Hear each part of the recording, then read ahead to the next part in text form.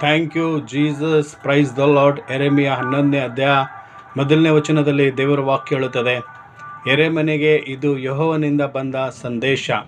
ಯೆರೆಮೀಯನೇ, ಒಡಂಬಡಿಕೆಯ ವಚನಗಳನ್ನು ಕೇಳು.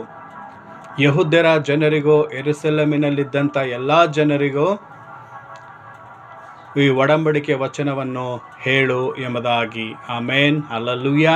ಸೊ ಕರ್ತನಲ್ಲಿ ಪ್ರೀತಿಯ ದೇವರ ಮಕ್ಕಳೇ, ಯೆರೆಮೀಯನಿಗೆ ದೇವರು ಹೇಳ್ತಾ ಇದ್ದಾರೆ, ಒಡಂಬಡಿಕೆಯ ವಚನಗಳನ್ನು ಕೇಳಿ ನೀ ಏನು ಮಾಡು, ಯೆಹೂದ್ಯರಿಗೂ ಮತ್ತು ಯೆರೂಸಲೇಮಿನಲ್ಲಿದ್ದಂಥ ಇಸ್ರಾಯೇಲ್ ಜನರಿಗೆ ಏನು ಮಾಡು, ಹೇಳು.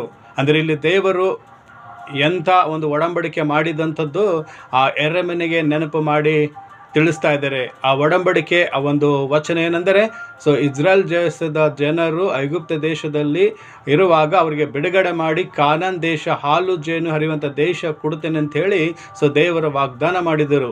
ಹಲ್ಲೆಲೂಯಾ.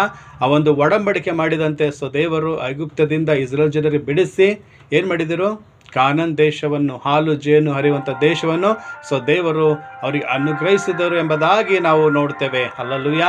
ಅದಕ್ಕೆ ಕರ್ತನಲ್ಲಿ ಪ್ರೀತಿಯ ದೇವರ ಮಕ್ಕಳೇ, ಇವತ್ತು ಕೂಡ ದೇವರು ನಿಮ್ಮ ಜೀವಿತದಲ್ಲಿ, ನಿಮ್ಮ ಒಂದು ಜೀವನದಲ್ಲಿ ದೇವರು ಯಾವುದೇ ಒಂದು ಒಡಂಬಡಿಕೆ ಆ ವಚನ ಒಂದು ವಾಗ್ದಾನ ಮಾಡಿದರೆ ಸೊ ದೇವರು ನಿಮಗೆ ಖಂಡಿತ ಅದೇನು ಮಾಡ್ತಾರೆ, ಖಂಡಿತ ನೆರವೇರಿಸ್ತಾರೆ. ನಿಮಗಿರುವಂಥ ಕಣ್ಣೀರು ಕಷ್ಟಗಳಿಂದ, ಆ ರೋಗಗಳಿಂದ ಬಿಡುಗಡೆ ಮಾಡ್ತೇನೆ ದೇವರು ವಾಗ್ದಾನ ಮಾಡಿದರೆ, ಮತ್ತು ನೀವು ಪ್ರಾರ್ಥನೆ ಮಾಡಿದಾಗ ದೇವರ ಸೇವಕರ ಮುಖಾಂತರವಾಗಿ ಸೊ ದೇವರು ಒಡಂಬಡಿಕೆ ವಚನ ಕರ್ತನಲ್ಲಿ ಪ್ರೀತಿಯ ದೇವರ ಮಗನೇ ನಿನಗೆ ಕೊಟ್ಟಿದೆ ಆದರೆ ಸೊ ದೇವರು ಅದನ್ನು ನಿನಗೆ ನೆರವೇರಿಸ್ತಾರೆ. ಕಾನಾನ್ ದೇಶವನ್ನು ಆ ಇಸ್ರಾಯೇಲ್ ಜನರಿಗೆ ಕೊಟ್ಟಂಥ ದೇವರು ಇವತ್ತು ಹಾಲು ಜೇನು ಹರಿಯುವಂಥ ಆ ಒಂದು ಉನ್ನತವಾದ ಜೀವನ ದೇವರು ನಿನಗೂ ಕುಟುಂಬಕ್ಕೆ ಕೊಡ್ತಾರೆ ಎಂಬುದಾಗಿ ನಾನು ದೇವರಲ್ಲಿ ಪ್ರಾರ್ಥಿಸ್ತೇನೆ. ಹಲ್ಲೆಲೂಯಾ. ಸೊ ದೇವರ ವಾಕ್ಯದಂತೆ ನಿಮ್ಮೆಲ್ಲರನ್ನು ಆಶೀರ್ವಾದ ಮಾಡಲಿ. 1 second. May God bless this word, you and your family. Amen, amen. Thank you Jesus.